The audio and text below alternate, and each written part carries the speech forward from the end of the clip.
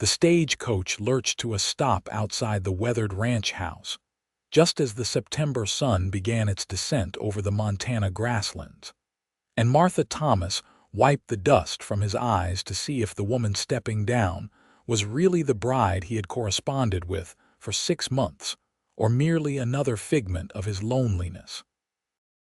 She was small, barely reaching his shoulder, with dark hair that had come loose from its pins during the long journey from Boston. And when she looked up at him with those uncertain hazel eyes, he saw something that made his chest tighten with an emotion he could not quite name. This was 1882, and he had been alone on this ranch for 3 years since his parents had passed from fever, and the silence had become so heavy that he had finally done what he swore he never would and placed an advertisement for a mail-order bride. Miss Natalie Sinclair. His voice came out rougher than he intended, gravelly from disuse. She nodded, her hands clutching a small carpet bag that looked like it held everything she owned. "Yes, you are Mr. Thomas?" "Martha Thomas, yes. Just call me Martha." He reached for her bag and she hesitated before letting him take it. "Journey was long, I expect. Very long." She spoke carefully, enunciating each word as though she had practiced them. "Thank you for sending the money for the ticket." He nodded, feeling suddenly awkward with this stranger who was supposed to become his wife. They had exchanged letters for months, her words always formal but warm, talking about her life in Boston working in a textile mill, her dreams of open spaces and a family of her own. She had seemed perfect on paper, and now that she stood before him in flesh and blood, he felt the weight of responsibility settle on his shoulders like a yoke. "Come inside. You must be hungry." He led her toward the house, a solid structure his father had built with logs hauled from the mountains 30 miles north. It was not fancy, but it was sturdy and kept out the winter cold that would come soon enough. Inside, the house was neat but sparse. Martha kept things clean because disorder had always bothered him, but there was no woman's touch, no curtains on the windows or rugs on the floor. Natalie looked around with an expression he could not read, and he wondered what she thought of this place that would be her home. "I will make us some supper," he said, moving toward the stove. "You can rest if you need." "No, I can help." She set down her bag and came to stand beside him, and that was when he noticed her watching his hands as he reached for the bread and cold meat he had prepared earlier. There was something strange in the way she looked at the written label on the flour sack, her eyes moving over the letters without recognition. They ate in silence, the awkwardness between them like a third presence at the table.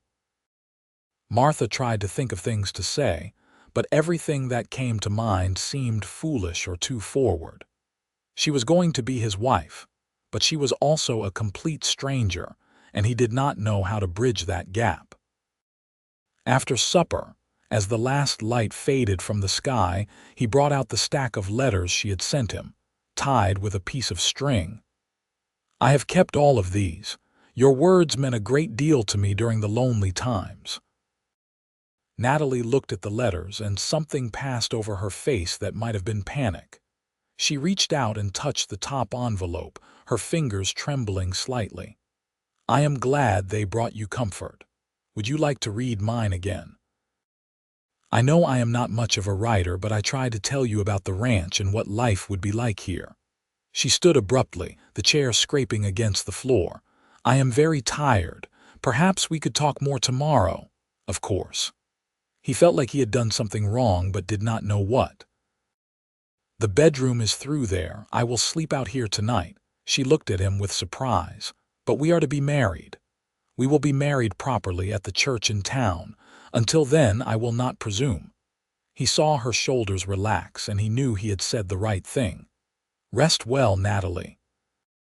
She whispered good night and disappeared into the bedroom, closing the door softly behind her. Martha stretched out on the floor near the stove with a blanket, staring up at the ceiling beams and wondering what he had gotten himself into. The next morning, he woke to find her already up, trying to work the coffee pot over the stove. She had the grounds in the water but had not yet brought it to a boil, and she was staring at it with a look of concentration that seemed excessive for such a simple task. "Let me show you." He came to stand beside her, demonstrating how to judge the temperature by the sound of the water. She watched intently, and he noticed again that quality of intense focus, as though she was memorizing every movement. "In your letters, you mentioned that you worked in the mill. Did you not cook for yourself? The boarding house provided meals." Her answer was quick, rehearsed. "I did not have much opportunity to cook." Something about her tone made him pause, but he let it pass.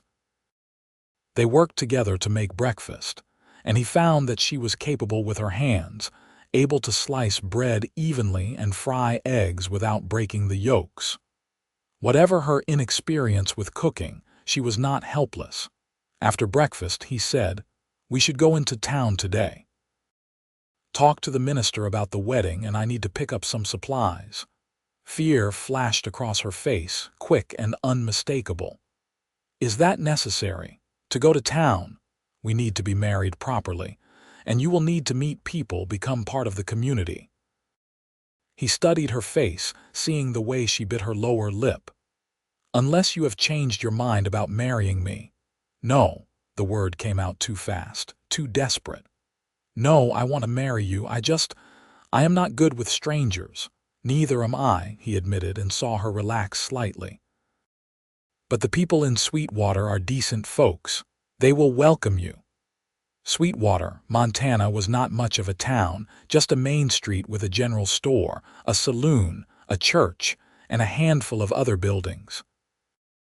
But it was the center of the ranching community that stretched across this part of the territory, and Martha knew that Natalie would need allies here. Other women to talk to, when the isolation of ranch life became too much. They rode into town in the wagon, the morning air crisp with the promise of autumn. Natalie sat beside him, her hands folded in her lap, and he noticed how she kept glancing at the signs on the buildings as they passed, that same strange look in her eyes. The minister, Reverend Paulson, was a kind man in his 50s who had married Martha's parents 30 years before. He greeted them warmly and invited them into the small office behind the church. "So, you are the young lady from Boston," he said to Natalie with a smile. "Martha showed me your letters. You write with great feeling." Natalie's face went pale, and Martha saw her hands clench in her lap. "Thank you," she whispered. "We would like to be married as soon as possible," Martha said. "Tomorrow, if that can be arranged. Tomorrow." The Reverend raised his eyebrows. "That is quite sudden. We have been corresponding for 6 months. I see no reason to wait longer." Martha kept his voice firm, and after a moment the Reverend nodded. "Very well. Tomorrow afternoon, then, will you have witnesses? I will ask the Hendersons." The Hendersons owned the ranch to the east, good people with 4 grown children. As they left the church, Martha felt Natalie trembling beside him. "Are you all right?" "Yes, I am just nervous." She tried to smile, but it did not reach her eyes. At the general store, Martha introduced her to Mrs. Patterson, who ran the place with her husband. The older woman looked Natalie up and down with sharp eyes and said, "Welcome to Sweetwater, dear. You will have to come to the ladies' social next week. We meet every Thursday." "That would be nice," Natalie said softly. Mrs. Patterson pulled out a ledger. "Now, what can I get for you folks today?" As Martha listed the supplies they needed, Mrs. Patterson wrote everything down in her neat script.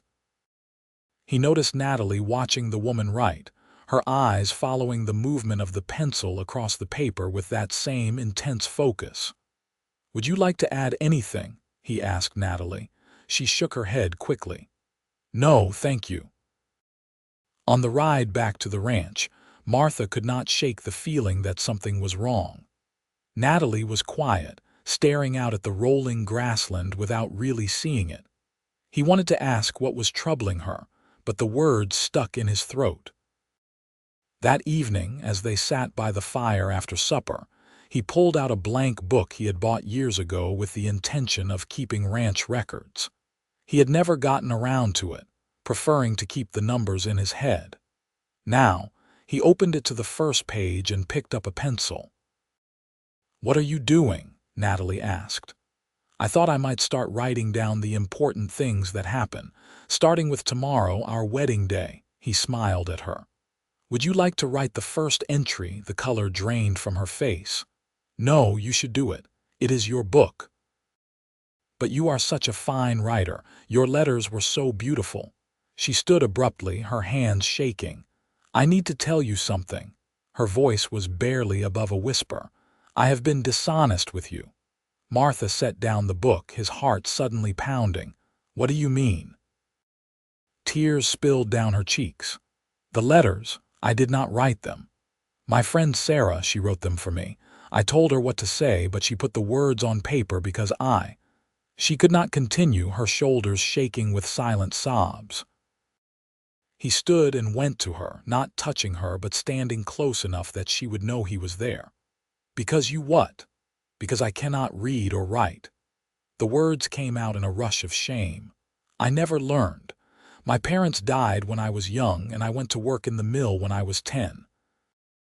There was no time for school, and by the time I was old enough to try to learn, I was too ashamed to admit I did not know. Sarah was my only friend, and when I decided to answer your advertisement, she offered to help me. I should have told you the truth, but I was afraid you would not want me if you knew." Martha stood silent, processing this information. All those months of letters, the words that had given him hope and made him believe he had found someone who understood him, had come from someone else's hand. But the thoughts behind them, the hopes and dreams and fears, those had been Natalie's. She had trusted him with her truth, even knowing he might reject her for it. "Why did you come all this way if you were so afraid?" he asked finally. She wiped her eyes with the back of her hand. "Because I had nothing in Boston. The mill was closing and I had no family, no prospects. And your letters, even though I had to have Sarah read them to me, they made me feel like maybe I could have a different life. A better one. I am sorry I deceived you. I will understand if you want to send me back." He thought about the loneliness that had driven him to place that advertisement, the nights when the silence of the empty house had felt like it would crush him. He thought about the hope that had bloomed in his chest when he received those first letters, and how that hope had kept him going through hard days and harder nights. And he looked at the woman standing before him, small and scared and brave enough to have traveled halfway across the country to a stranger, brave enough to admit her secret when she could have kept hiding it. "I do not want to send you back," he said quietly. "But I do not want lies between us either. No more secrets, Natalie. If we are going to build a life together, it has to be built on truth." She nodded, fresh tears streaming down her face. "No more secrets, I promise." He picked up the blank book again and held it out to her. "Then I have a proposition for you. You cannot read or write, and I am not much good with words even though I know the letters. But together, maybe we can do something neither of us could do alone. I will teach you to read and write if you want to learn. And while I am teaching you, I will write our story. Every important thing that happens, every moment worth remembering, I will put it down in this book so that when you can read it, you will know everything." She stared at him as though she could not believe what she was hearing. "You would do that for me. I would do that for us." He opened the book to the first page and wrote in his careful, blocky script. "September 14, 1882. Today I met my wife-to-be, Natalie Sinclair. She is braver than she knows."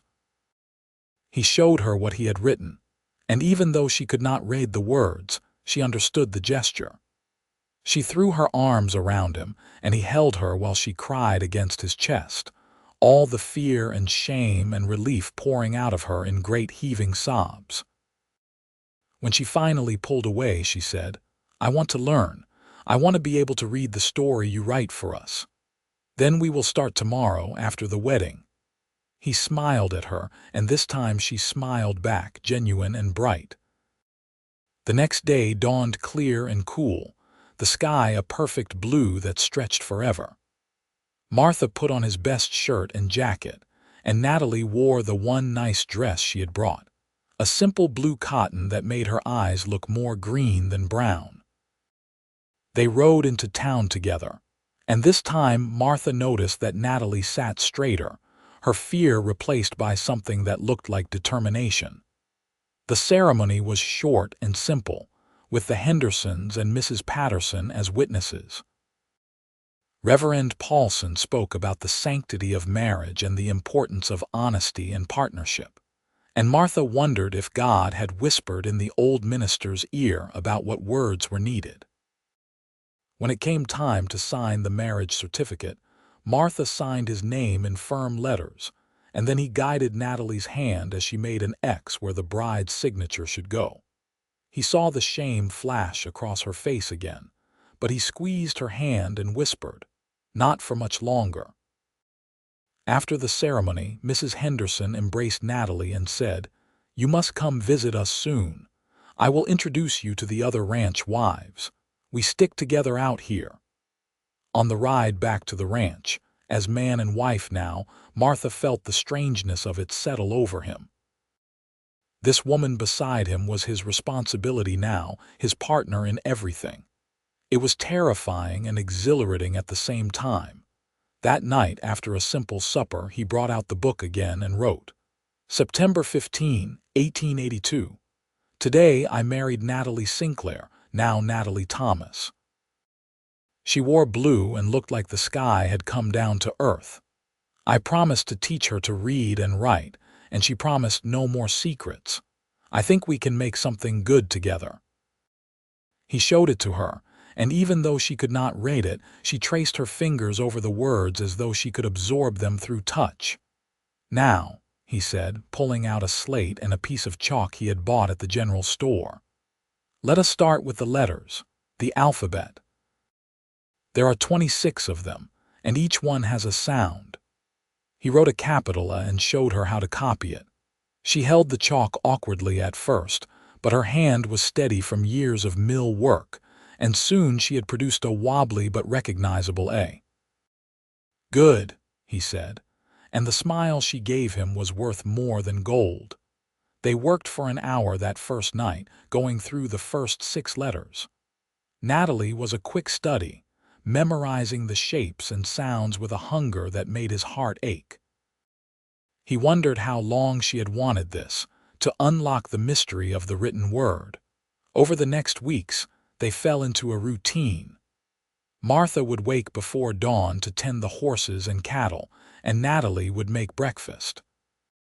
She was learning to cook, using the techniques he showed her and adding her own touches. After breakfast, they would spend an hour on lessons, working through the alphabet and then starting on simple words. Cat, dog, house, ranch. In the afternoons, they worked together on the ranch. Martha was surprised by how much she could do. She learned to milk the cow, to gather eggs from the chickens, to mend fences and groom horses. She was not afraid of hard work, and she never complained even when her hands blistered or her back ached. In the evenings, after supper, they would have another lesson, and then Martha would write in the book while Natalie watched. He wrote about the first time she successfully read a 3-letter word, how her face had lit up like the sun breaking through clouds. He wrote about the day she baked bread that did not come out burned, and how proud she had been. He wrote about the way she hummed while she worked, tuneless but happy, and how it filled the silence that had oppressed him for so long. One evening in late October, as the first snow dusted the ground outside, Natalie sat beside him as he wrote and said, "Read it to me, what you are writing." He cleared his throat, suddenly self-conscious. October 28, 1882. Winter is coming early this year. We spent the day bringing the cattle in closer to the barn. Natalie rode out with me, and I saw that she is becoming a real ranch woman. She no longer flinches at the cold or the wind. She sits a horse almost as well as I do now. Tonight she read her first sentence without help. The cat sat on the mat. It is not much, but it is everything. She was quiet for a moment, and then she said, "Will you teach me to write more than just my name, of course? Do you want to start now?" She nodded, and he gave her the pencil and placed a fresh piece of paper in front of her. He guided her hand as she wrote, her letters shaky but determined. "I love this ranch." When she finished, she looked up at him with tears in her eyes. "I do, love it here. I never thought I could be happy like this." He wanted to tell her that he loved her, that she had transformed his life in ways he could not express, but the words felt too large and too fragile to speak aloud. Instead, he showed her how to write the next sentence. "I am learning." As November turned into December, the snow came in earnest. They were often snowed in for days at a time, and Martha was grateful for the preparations they had made, the supplies they had stored up. On the longest nights, they would sit by the fire, and he would read to her from the few books he owned. The Bible, a collection of Shakespeare's plays that had belonged to his mother, a battered copy of Robinson Crusoe.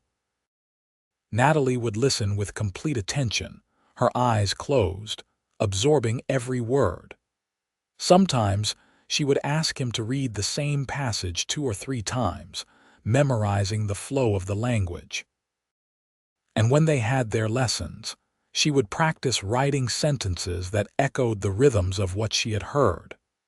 "The winter wind blows cold," she wrote one evening, and he saw how she was learning not just to read and write, but to use language to express what she felt.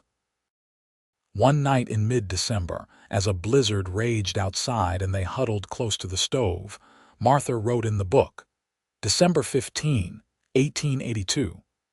We have been married 3 months. Sometimes I forget that Natalie was ever a stranger to me.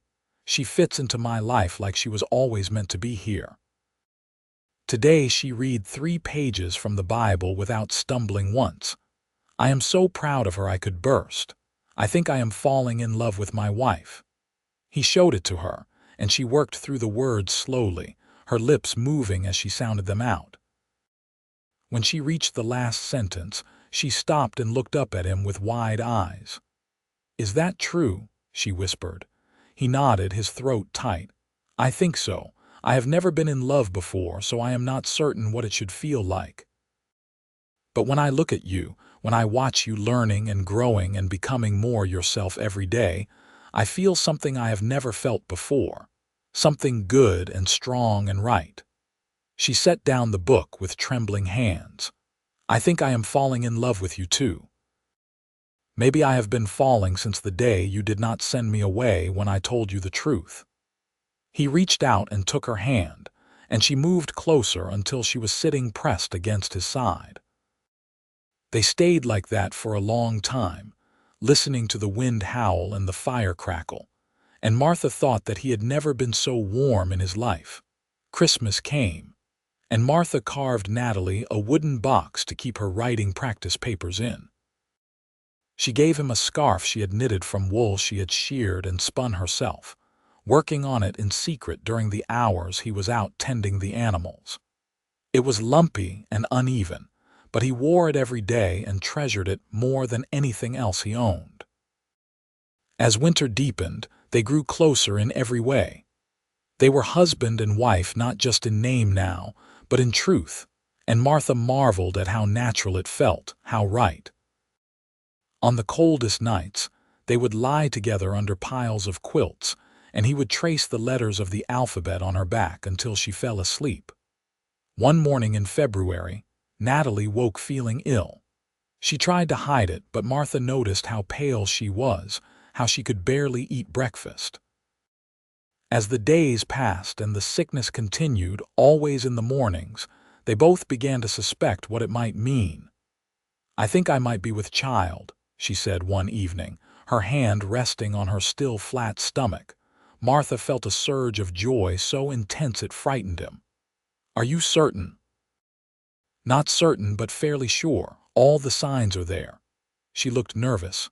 "Are you happy about it?" "Happy." He pulled her into his arms. "Natalie, I am more than happy. I am grateful and terrified and so full of joy I do not know what to do with it." She laughed, and the sound was like bells. "I am terrified too, but I think it will be all right. We will figure it out together." He wrote in the book that night. February 8, 1883. "Natalie thinks she is going to have a baby. I am going to be a father.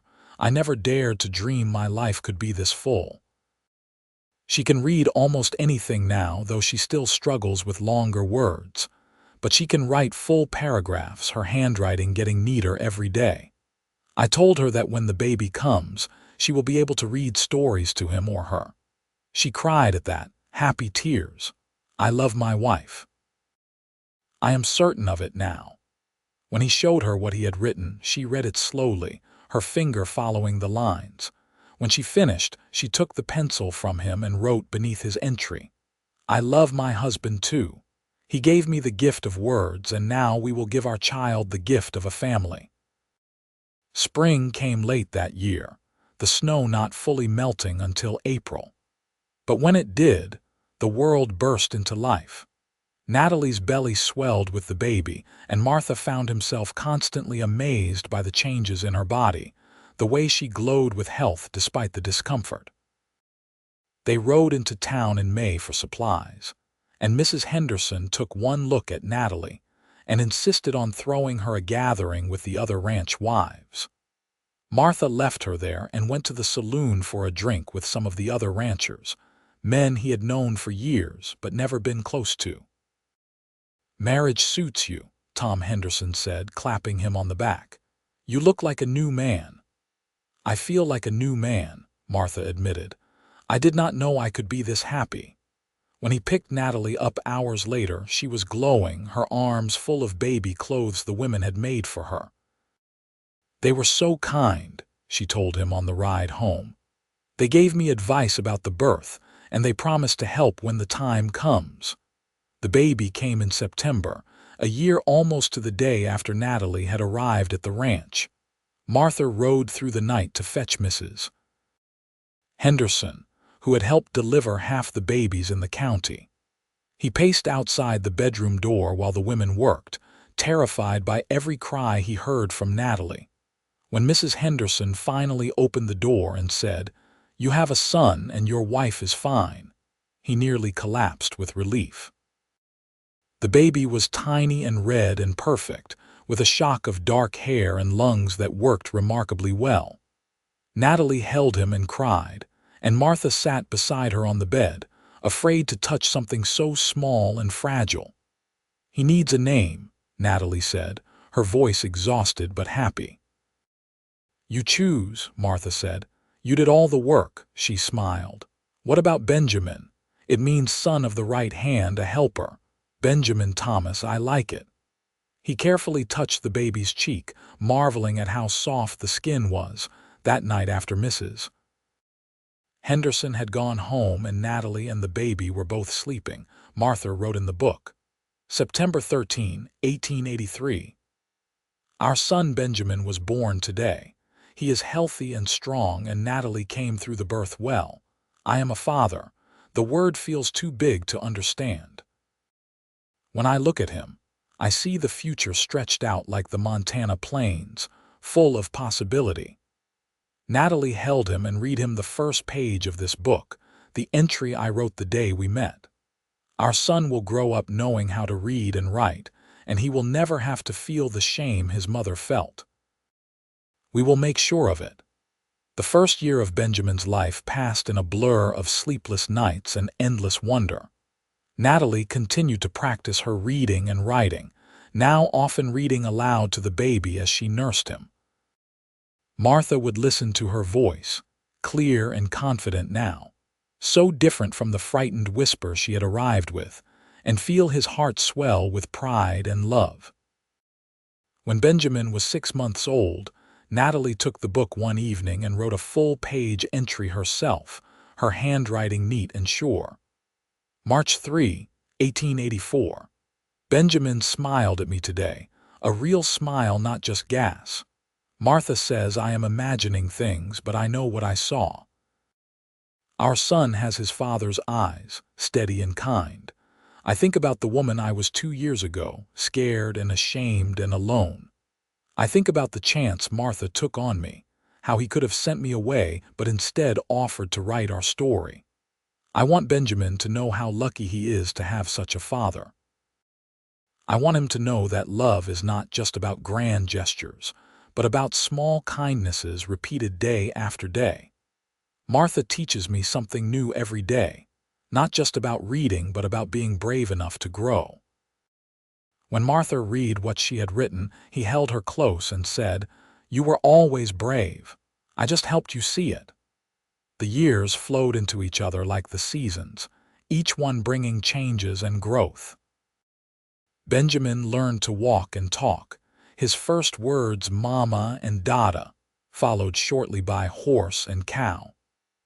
They taught him to read starting when he was 3, and he took to it as naturally as breathing, never knowing what a gift it was. When Benjamin was 4, Natalie found herself pregnant again. This time the sickness was worse, and Martha worried over her, but she assured him she was fine. "Women have been having babies since the beginning of time," she said with a smile. "I survived the first one, I will survive this one."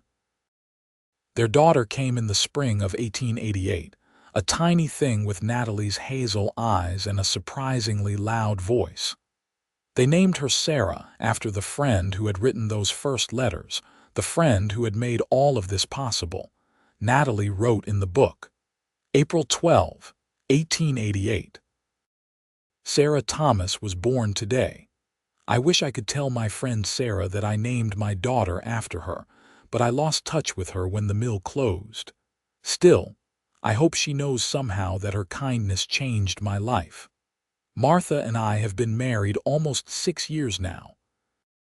Sometimes I still cannot believe this is my life, that I have a husband who loves me and children who will never have to struggle the way I did. Martha says I give him too much credit, that I did the work of learning. But he does not understand that before I met him, I did not believe I was worth the effort. He taught me to believe in myself. As the children grew, the ranch prospered. Martha expanded the herd, and Natalie kept detailed records in her neat handwriting. She managed the household accounts and corresponded with buyers in town, her letters professional and clear. No one who dealt with her now would ever guess she had once been unable to read or write. On their 10th wedding anniversary, in September of 1892, they had a celebration at the ranch with all the neighboring families. Benjamin, now 9, helped his father prepare the food while Sarah, just 4, picked wildflowers to decorate the table. The house rang with laughter and music, and Martha looked around at the life they had built and felt a contentment so deep, it was almost painful. That evening, after the guests had left and the children were in bed, Natalie and Martha sat together on the porch, watching the stars come out. The book lay open between them, 10 years of their life recorded in Martha's steady hand and Natalie's increasingly confident script.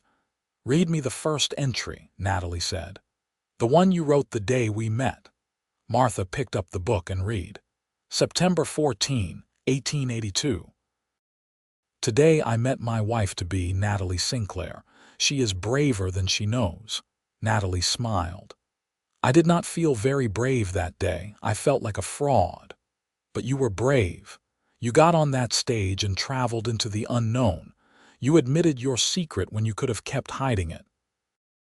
You trusted me when you had no reason to." She took the book from him and flipped through the pages, years of their life together documented in ink and love. "You kept your promise. You wrote our story."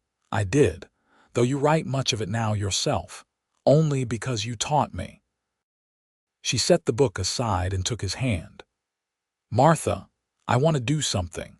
I want to start a school here, a small one, just for the ranch children in the area. So many of them cannot get to town for proper schooling, and I do not want any child to grow up the way I did without letters."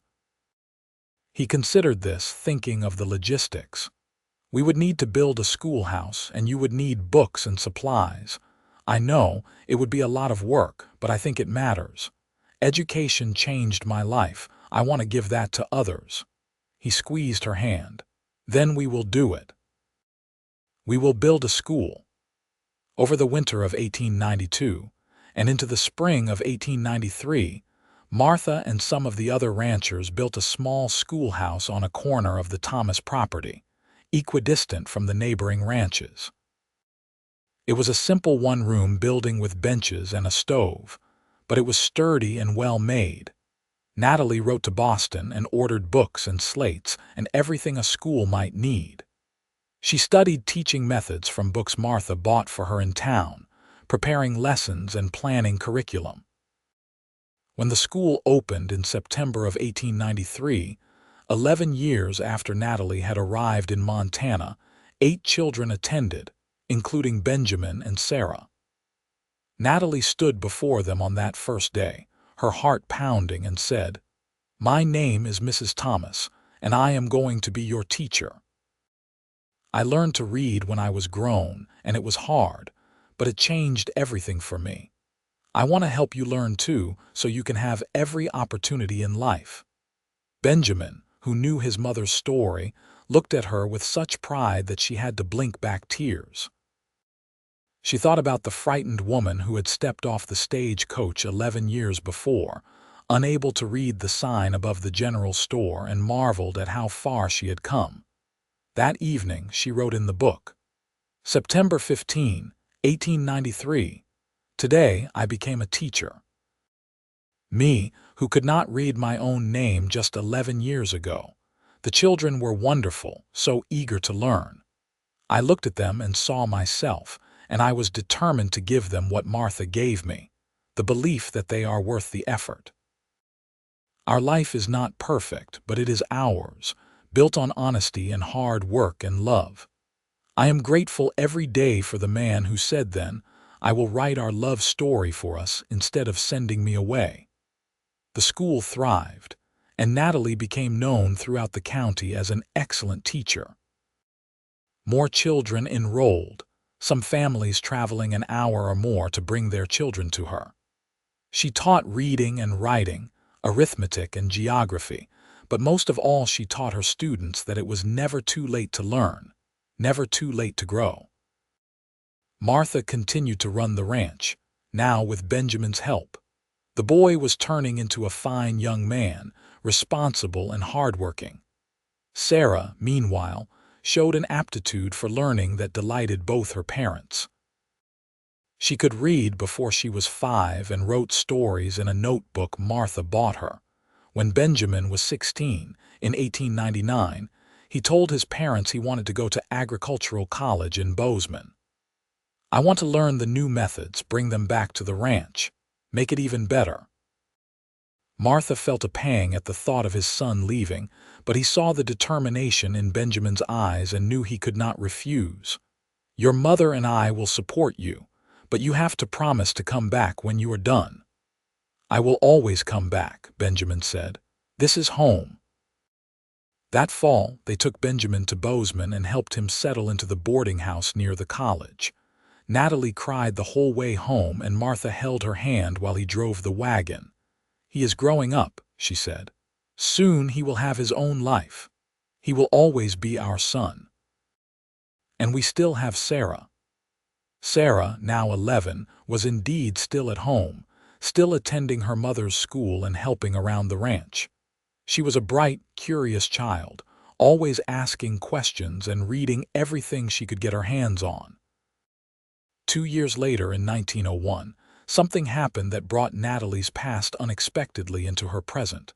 A woman arrived at the ranch one afternoon, travel-worn and older, but with eyes Natalie recognized immediately.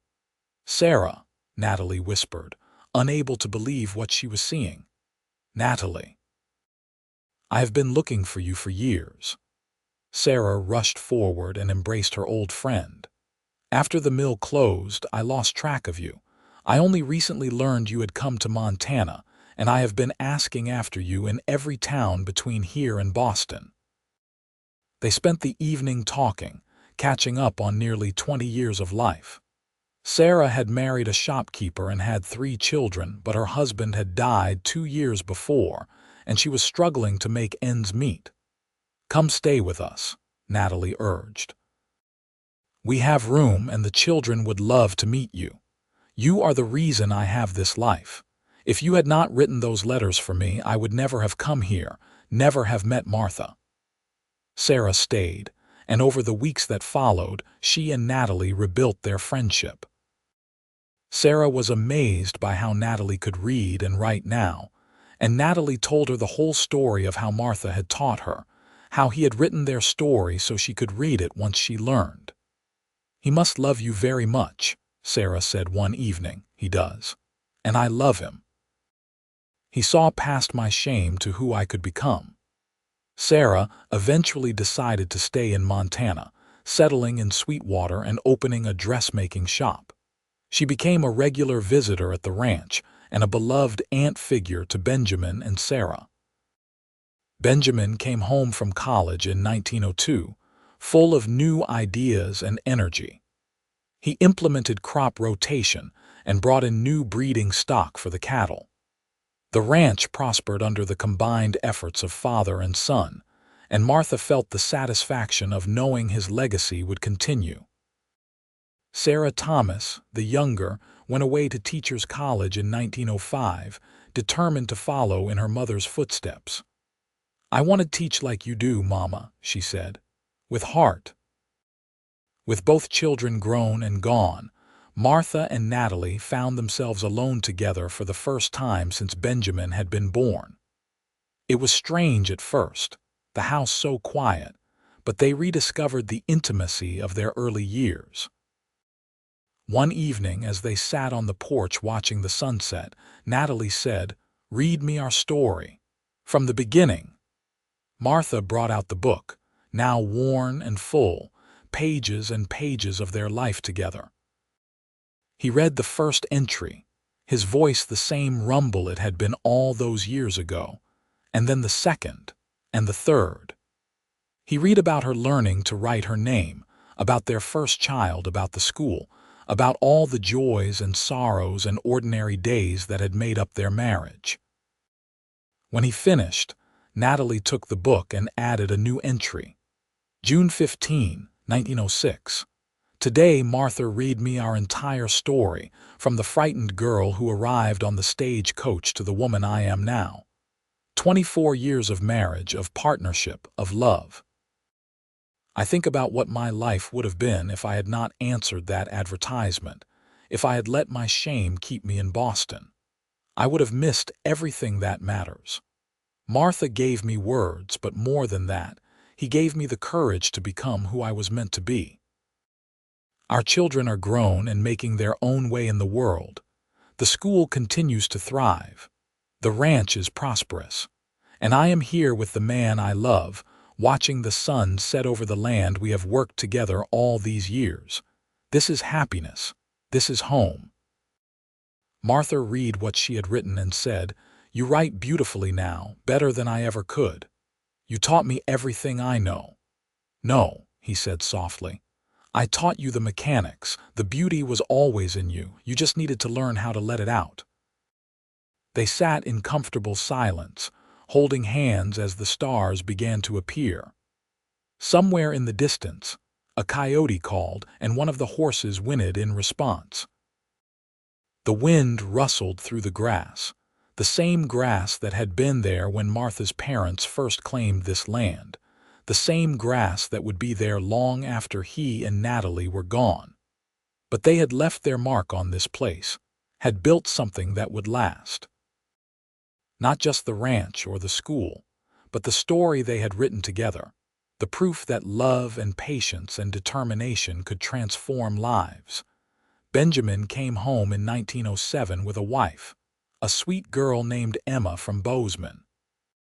She fit into the family easily, and within a year she gave birth to a son. making Martha and Natalie grandparents. They named the baby William, and when Natalie held him for the first time, she wept at the continuation of their legacy. Sarah came home in 1909, having finished her education. She took over teaching at the school her mother had founded, bringing new energy and ideas while maintaining the loving approach Natalie had established.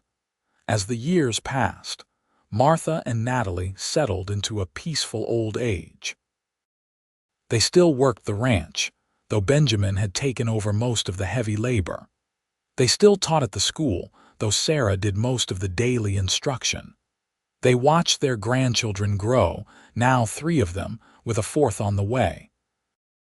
On their 30th wedding anniversary in 1912, they had a large celebration with family and friends. The house and yard overflowed with people whose lives they had touched.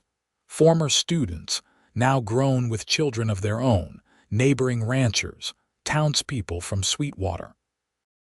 That evening, after everyone had left, Martha and Natalie took the book out to the porch one last time.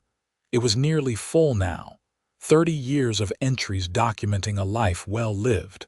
Martha wrote, September 15, 1912. 30 years married to Natalie. She is still the bravest person I know. We have built a good life together, raised good children, contributed to our community. The ranch will go on after us, and so will the school. But more than that, we proved that 2 imperfect people can make something beautiful together if they are willing to be honest and patient and kind. I loved her when she could not read. I love her now that she can write better than I can. I will love her until my last breath and beyond. Natalie took the pencil and wrote beneath his words. 30 years ago, I stepped off a stagecoach terrified and ashamed.